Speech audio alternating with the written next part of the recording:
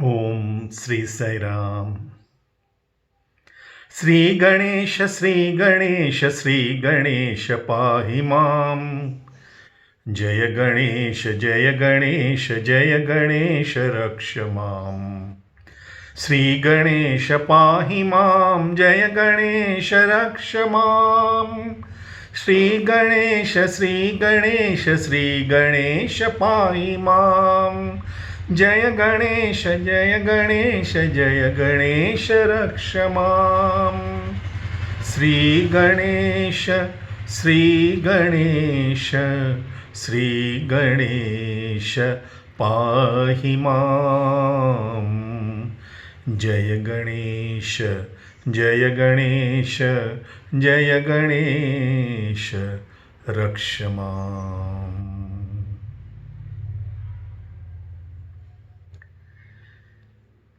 Om Sri Sai Ram.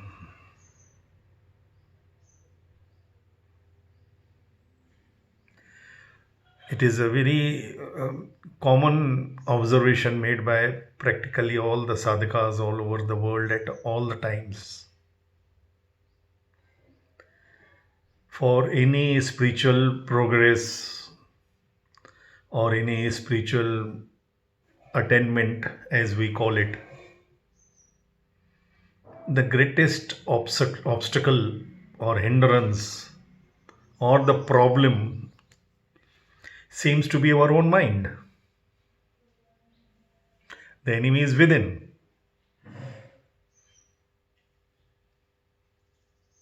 Everybody has given so many ways to control it, to subdue it, to focus it through meditations, japa, tapa, dhyana, so many ways.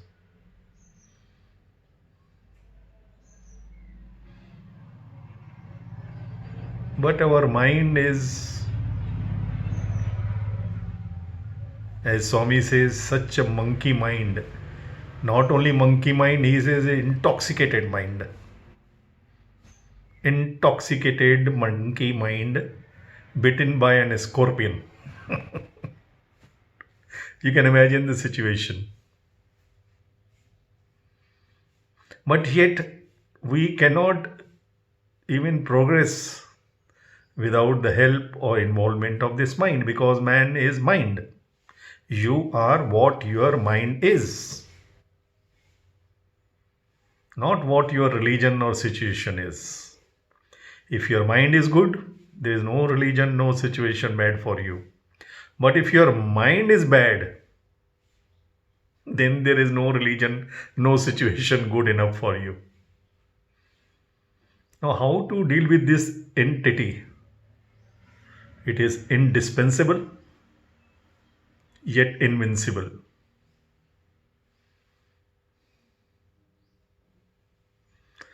Avatar gives the right way to deal with this mind. He goes to the fundamental thing. What is the mind? Mind is bundle of desires. It is bundle of desires, bundle of thoughts. Now we cannot have a thoughtless mind.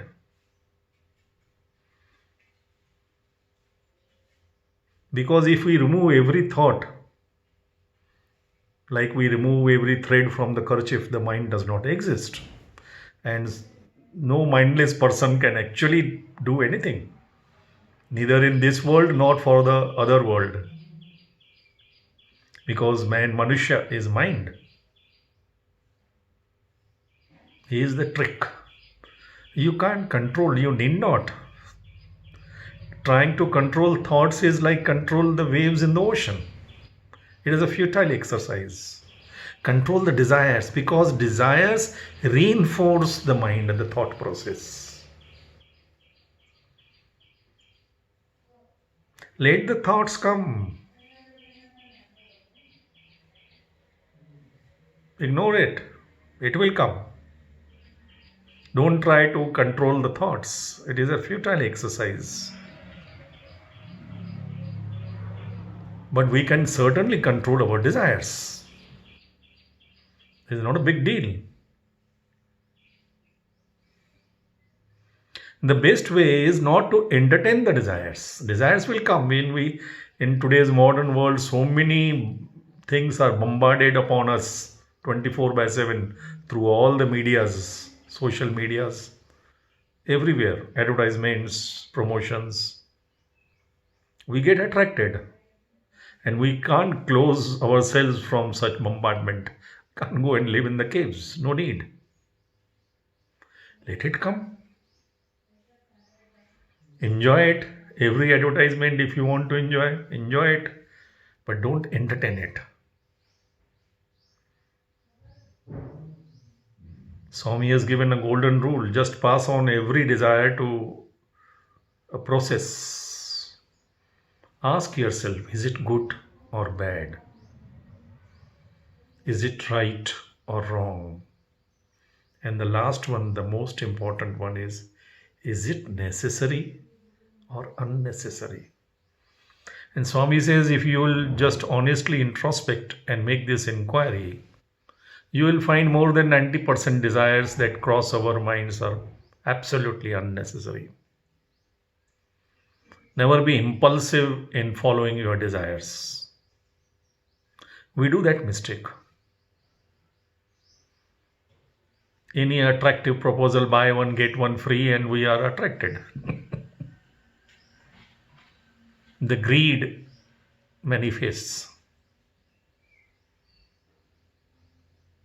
Just because you can afford it, you should not buy it. Is it good or bad, right or wrong? Is it necessary or unnecessary? Less luggage, more comfort. Make the life journey a pleasure. Go to the fundamental discrimination. Life is a journey. We all are tourists. How much luggage a tourist carries with himself or herself? Bare minimum. To just stuff our mind with our cupboards and wardrobes and our lockers with unnecessary things. After a certain stage, we feel that it is not that we have accumulated all this for our so-called financial security or social security. We have to provide security to our own possessions. We become their watchmen like. As Swami told one of good devotees, NRI devotee from London, she had this habit of putting up all the jewelry. As soon as she entered the interview room, Swami said, Amma, how much you are being paid to carry such a big load upon yourself? She was wonderstruck. She said, Swami, oh, I don't know. What am I carrying? Swami said, look at yourself. You are carrying so much gold. How much you are being paid for this labor?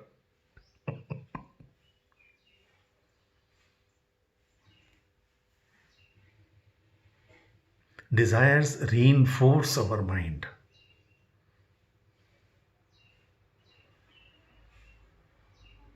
They will come. Don't entertain them. Ignore them. Use fundamental discrimination. Some people even ask why God has to give us all these animal instincts of greed, of attraction, of jealousy even, because these things, they make our mind heavy. All these thoughts of revenge, of hatred, of jealousy, of arrogance, they burden our minds, they make it heavy. How can you uplift it? Why does God give us in the first place all these animal instincts? Have we ever heard to tell a lion to behave like a lion? Do we need to? Do we tell a snake to behave like a snake? Do we need to tell even a monkey to behave like a monkey? Do we need to tell even a donkey to behave like a donkey? They all follow their natural dharma without asking, without any training. We are the only species that we are being taught to behave human, to be human, yet we can't be. We slide down to the animal level. We are to be reminded again and again by all the gurus of all the scriptures of all the religions to be human, to behave human. Why would need this reminder? Because this is the game that God is playing with us, the humans. He has programmed all other animals to follow their natural dharma instinctively. But we humans are given this power of discrimination, this game. It is a game between God and man. Man, who is essentially God, and God, who has created the man. I was alone. There was nobody to know me, nobody to love me. I separated myself from myself to love myself, to play with myself, to know myself. Life is a game. Now, in this game, God has given you can't play a game without the goalpost, without the fault lines, without the boundaries. So He has put up everything. He has put the animal instincts, the human instincts, and even the divine attributes in one entity which we called man. Now the game begins. But why these animal instincts within us? Swami gave this beautiful explanation for this. He alone can explain. He said, do we not have animals in our house, in villages, especially in Asian countries, in India, all over the Asia? Even the Western countries, they have their pet dogs, pet cats. And we have our animals, the cow, the buffaloes, the goats. Even in circus, in zoo, they have lions. We use them for our commercial purpose. We use them for our day-to-day nourishment. We take milk from them. Even in India, there are many people who have snakes. They earn money out of that. They can make the snake dance to their tune. These very animals who are our pets in our own house, we take care of them. We train them. We don't control them. We train them to be useful to us. To even safeguard, the dogs are trained to safeguard our own house.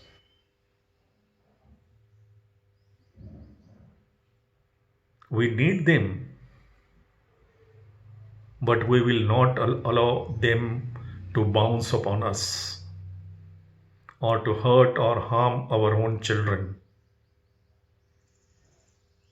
Once the dog goes mad, then we know what we do with it.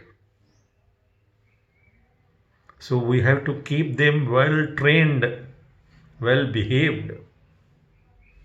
So also these 5 animal instincts, the anger, the lust, the greed, the arrogance, everything in proper measure is beneficial for us.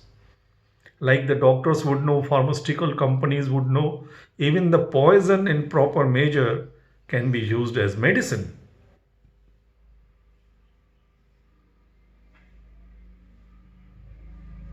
But when it crosses the limits, even one drop of poison will kill anyone. We should know how to train it, how to measure it, and how to use it. That is the game. The same mind, the monkey mind, when it is diverted from the mundane things to the divine things, becomes our best friend. We have to make it habitual, give it a test of divinity. God has created our mind that it can become calm and peaceful only when it is singing the glory of the Lord, when it is in love with its own divine mind. It is a game between human mind and divine mind. Love is the only power, the only bond that can make it calm and peaceful and even powerful. But that power comes out of pure love. The power of love liberates. But the love for power, it binds us. This is a game. And for this game, we need to use our human discrimination. All the time. In every matter. And how do we know that our discrimination will not misguide us? Swami says, first common sense, then talk of divine sense. Use your common sense in worldly matters. Everybody would know what is good, what is bad, what is right, what is wrong. Then you should have that strength to do the right.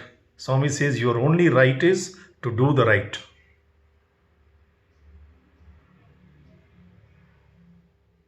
Think we must. We cannot avoid thinking. Think with love.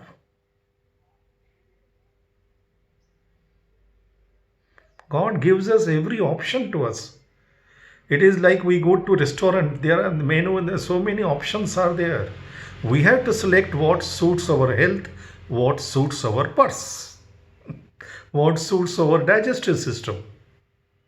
If we are foolish to order something which does not suit our purse, our digestive system, our health, then whom can we blame for that? We create all the wrong situations around us by our own wrong choices. Now what to do? Swami gives even for that. He is compassionate Lord. He said, if you cannot handle it, you don't have the balance with you, come to me. Bring your minds. Howsoever it is, don't worry, don't think that you are a sinner. Swami doesn't call anybody a sinner. How can you all are children of immortality, embodiment of love, divinity? Divya Atma Saruplaras, Prema Atma Saruplaras. You have done some mistakes. Your mind has become dirty mind. Manchidi. Give it to a laundry, to the laundryman. He knows how to make it clean. He is not going to add any whiteness to it. When we give our white dress to our laundryman, he does not add any whiteness to it. He just removes the dirt upon it. This Lord says, I am your laundryman. I will wash it, clean it, iron it, and give it back to you. You bring that dirty clothes to me every day, again and again and again and again. You can't be wearing dirty clothes for 1 week. Wash it every day, again and again, again and again. We wash our hands and our face how many times in a day? Why can't we wash our soul, our mind? Again and again. And he has given the detergent which is absolutely free of cost. Just sing his glory. Loudly, lovingly. One bhajan every day. Exclusively for him. Close yourself in isolation. Sing only for him. Loudly, lovingly, selflessly. Lovers are not beggars. I say it again and again. Never ask anything from God if you love him. If you are his lover, no need to ask. He anticipates. And we have actually no qualifications or credentials to actually decide what is good for us, actually good for us. We are carried away by so many emotions. We are carried away by so many attractions, so many temptations. If God actually listens to every prayer made by us, we'll be in deep trouble. Just think over this. If God had listened to all our prayers, where would we be? Because after a few days or few hours, we ourselves realize that we made the wrong prayer. And then we say, thank God it did not happen. Don't we? He is our wise mother, wise guru, wise father. He knows what to give, whom to give, when to give, how much to give, and whom not to give. He knows. We have no means to know it. It is not that we are helpless. We are not made in that. We are programmed to live every moment, live in the present. This is our arrogance that makes us think that we can plan, we can make plans for the next 7 births we accumulate. Buddhi ledu. The moment we are gone, what happens to our wealth, to our children, to our properties, who knows? God says, I don't have any accountant there. It is all your imagination. Why do I need an accountant? I send every soul empty-handed. And when I want to bring it back, I bring it back empty-handed.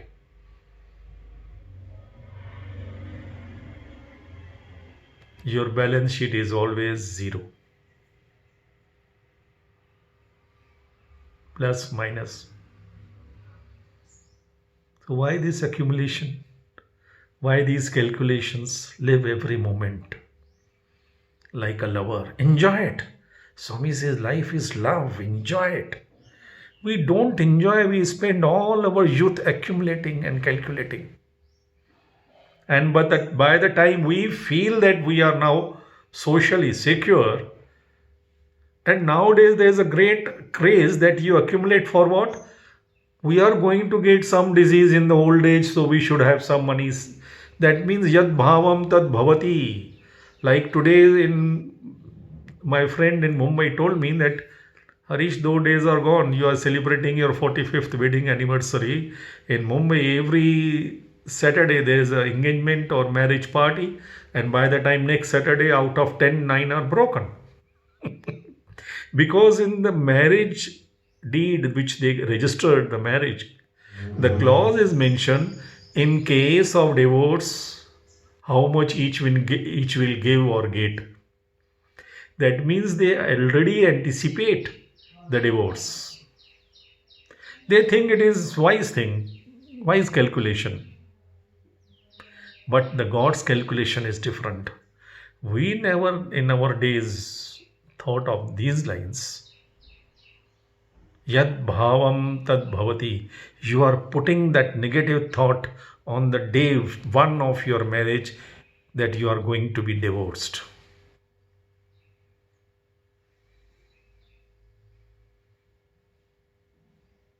That is why today till 40 the boy and girl are not able to decide whom to marry, because they don't trust anyone. There is no faith. Where there is faith, there is love. You can't love without faith.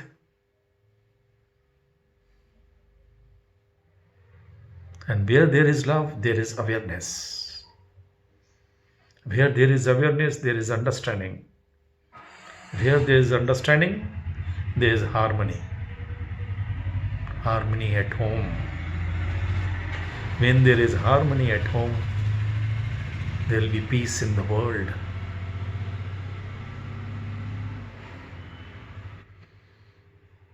When there is peace in the world, there will be happiness in human society. And And where there is happiness, Ananda, there is God. And where there is God, there is everything. Why to complicate? How many years are we going to live? Assuming that our now lifespan has increased from 60 to 70 on an average, say, 1/4 time is gone in sleep, 1/4 time is gone in play, taking bath and eating and unloading and unloading.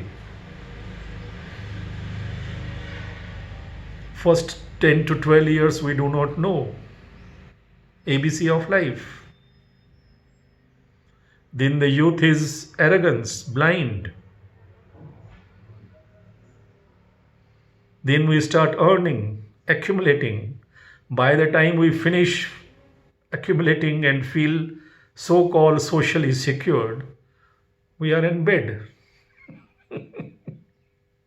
Buddhi ledu. When will we enjoy?